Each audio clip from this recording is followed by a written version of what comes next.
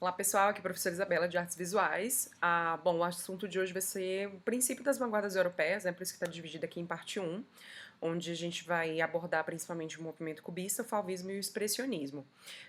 Dentro do cubismo nós temos uma obra do Pablo Picasso e em expressionismo nós teremos uma obra do Kirchner, que a gente vai chegar lá, né? Hoje o foco vai ser maior só no cubismo mesmo. Bom, primeiro que o cubismo ele tem classificações, né? Então, assim, existe o cubismo por cubismo, que aconteceu depois dessas fases, que são definidas como africana, analítica e sintética. Depois dessas classificações, existe somente o desmembramento e o estilo mesmo do artista Pablo Picasso, que é o maior representante e o criador do movimento cubista. Bom, características gerais e principais aqui do cubismo tem os principais fundadores, Pablo Picasso, Georges Braque, eles são os donos, né, do movimento cubista, e trata basicamente da geometrização das formas, por isso a palavra cubo, né, que faz referência aí a uma forma geométrica que para eles era uma forma que não era encontrada na natureza.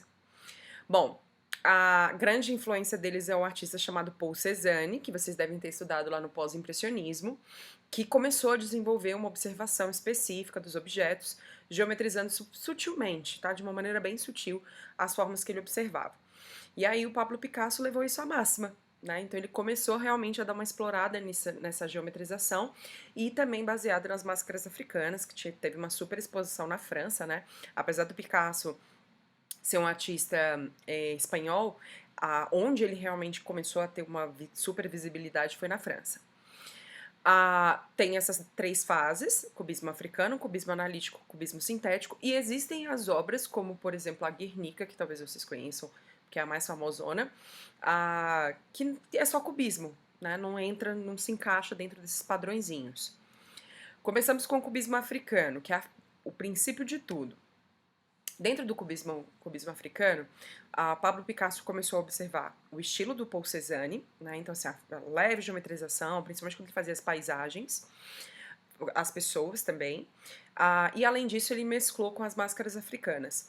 Uma das obras que ficou muito popular nessa fase é essa daqui, que se chama Las Demoiselles de l'Avignon, né? Então, assim, são as moças de Avignon, né?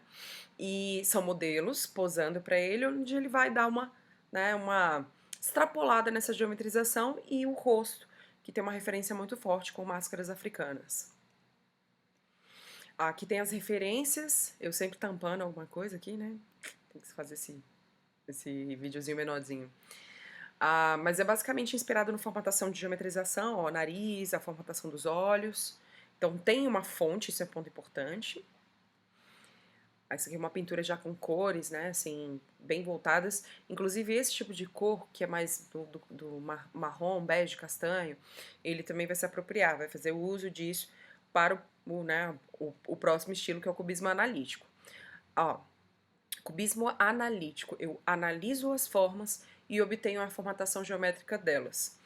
Características principais: desconstrução, tá? Eu desestruturo as formas, desmembrando os elementos, abrindo eles e criando uma nova representação. Gente, modernismo no geral preza muito por uma nova forma de representar, quebrando tudo que existia no passado, tá? Não é desmembrando totalmente, mas tentando se desvincular do que foi feito no passado. Fragmentação da forma e a cor. A cor ela vai ter uma predominância de marrons e de cinzas e suas variáveis. Então, cinzas claros, beges. Bege não é um nome muito apropriado, tá? Mas, né, assim, são tons marrons desaturados. Então, assim, tem uma certa leveza. Bem geométrico, bem formatadão, né? Então, assim, é como se eu estivesse desmembrando realmente o que eu estou observando. E existe uma tendência deles realmente observarem alguma coisa para transcrever. Que aí fica com uma obra mais embasada, né? Aí tem um violino que tá bem são objetos, né, aqui, nessa imagem. Isso aqui é uma mulher tocando alaúde, que é um instrumento musical. Acho que dá pra ver bem, inclusive dá pra perceber que a mulher tá nua, né? Então Picasso utilizou a formatação da geometrização, mas ele conseguiu construir visualmente uma imagem. Tem algumas imagens que beiram o abstracionismo, mas não são abstratas, esse ponto é importante. A obra do Paz é dessa fase, que é o acordeonista. Aqui eu faço uma listinha, né? Assim, a gente volta nisso aqui depois, tá?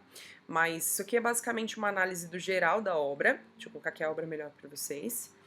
Ó, observem bem, o nome da obra é O Acordeonista. Então você tem que olhar para essa cena e identificar alguém tocando um acordeon.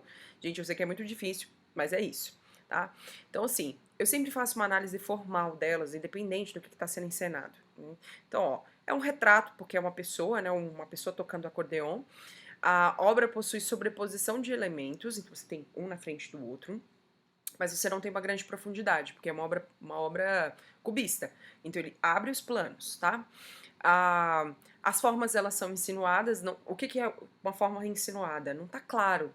Quando ela tá clara, ela é evidente pra gente. Aqui é uma insinuação de uma forma. O artista faz uso de marcas de pincelada, dá pra ver claramente que é bem borradinha, né? A composição da obra. Se eu divido a obra no meio, eu tenho elementos assimétricos, ou seja, formas diferentes do lado direito que se diferenciam do lado esquerdo, mas existe uma concentração, né? Então, se você tem os elementos mais escuros, quase como se fosse uma centralização da forma que ele quer, sei lá, provocar a gente aqui. Eu acho que tem uma pessoa sentada numa poltrona, eu consigo quase ver perfeitamente a poltrona, tá? Bom, você tem o uso de tons pastéis, que são esses tons saturados, né? Quando tem uma misturinha com branco ou com cinzas, então eu perco um pouco da luminosidade. Essas cores também tem uns sombreamentozinhos marrons.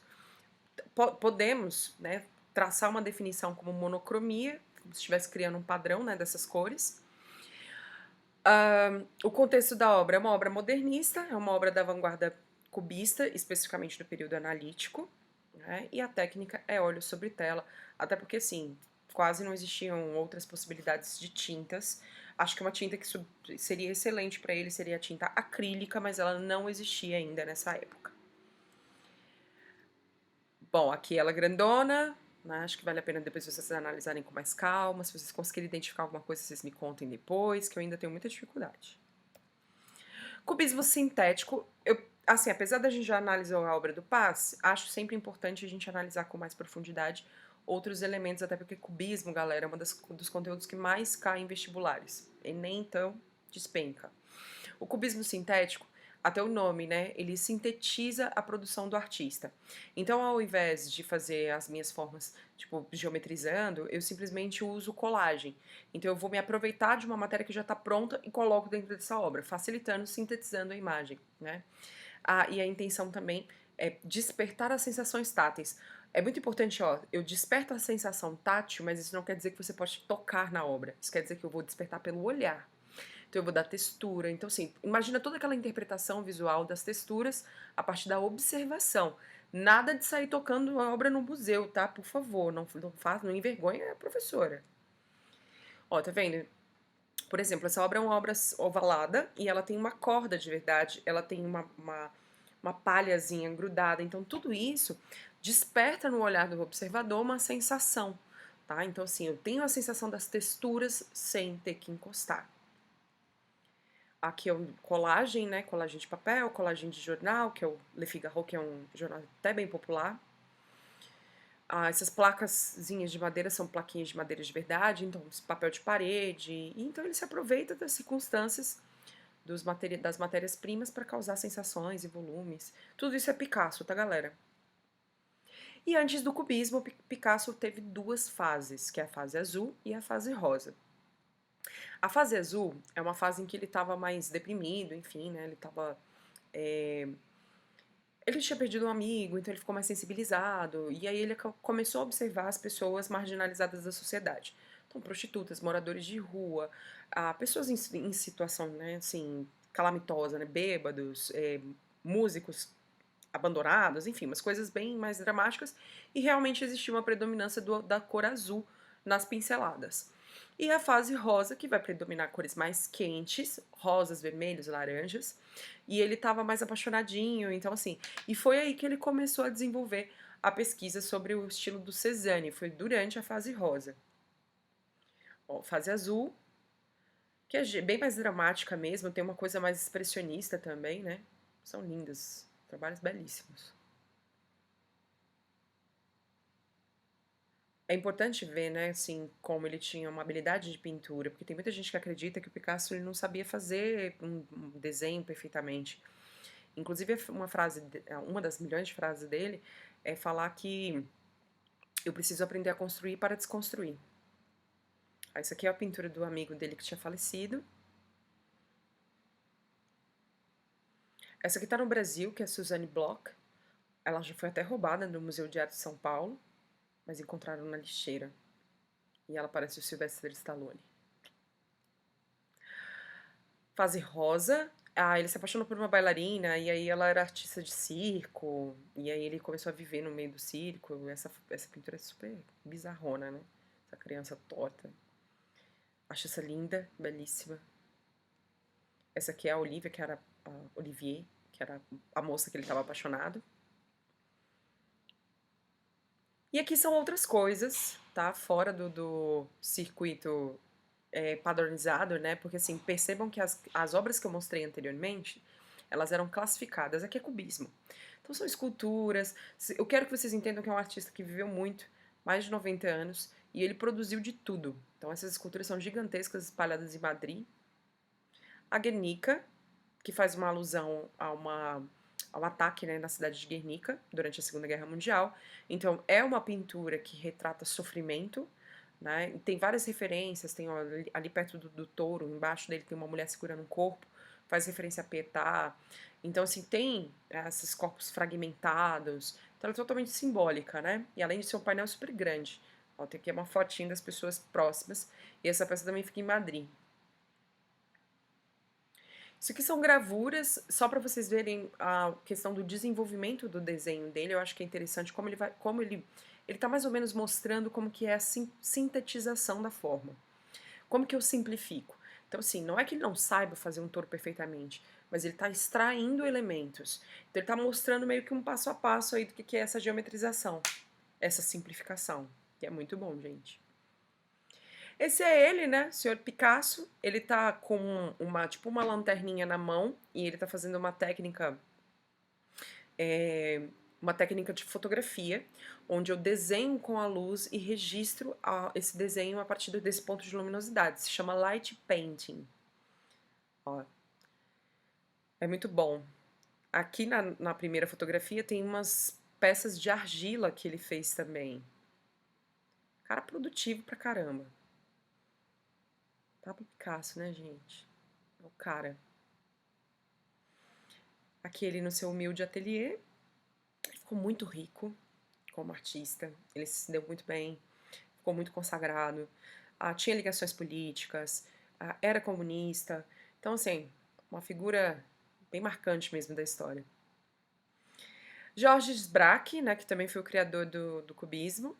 Só mostrar algumas outras obrinhas dele também. Que é tudo meio parecido, né, assim... Eu confesso para vocês que eu tenho uma certa dificuldade de reconhecer quando é Picasso dessa fase, né? Fase analítica ou sintética. E quando é Braque, eu acho muito parecido. Aí depois o Pablo Picasso começou a desenvolver uma linguagem muito dele, né? Mas é tudo meio bem semelhante. Dá para reconhecer quando é analítico quando é sintético, né?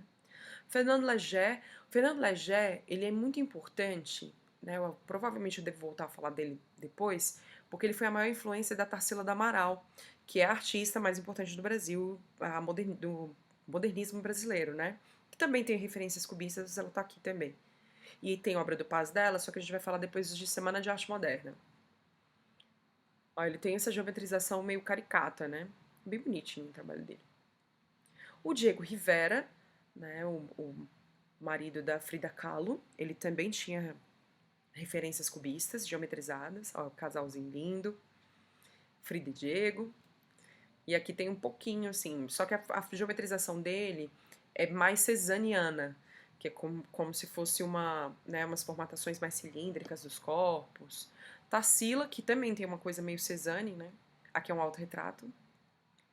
E aí as obras com uma referência bem do Fernando Léger, que é essa coisa mais do corpo cilíndrico. Vê que Picasso e Braque têm uma linguagem diferente de cubismo, né? Não à toa eles viraram os maiores representantes.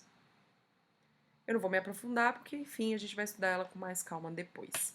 Mas é isso, então. Então, nós analisamos a obra do Paz, que é o acordeonista. Analisamos Pablo Picasso, né, no geral, e suas fases. cubismo africano, cubismo analítico, cubismo sintético, fase azul e fase rosa. Mas no geral, sintetização de forma, geometrização, e aí é interessante classificar as diferenças entre o sintético e o analítico. É isso, galera. Resolva as atividades. Qualquer dúvida é só me procurar no Instagram ou no Google Classroom. O Instagram é @artesvisuaulas. Até mais.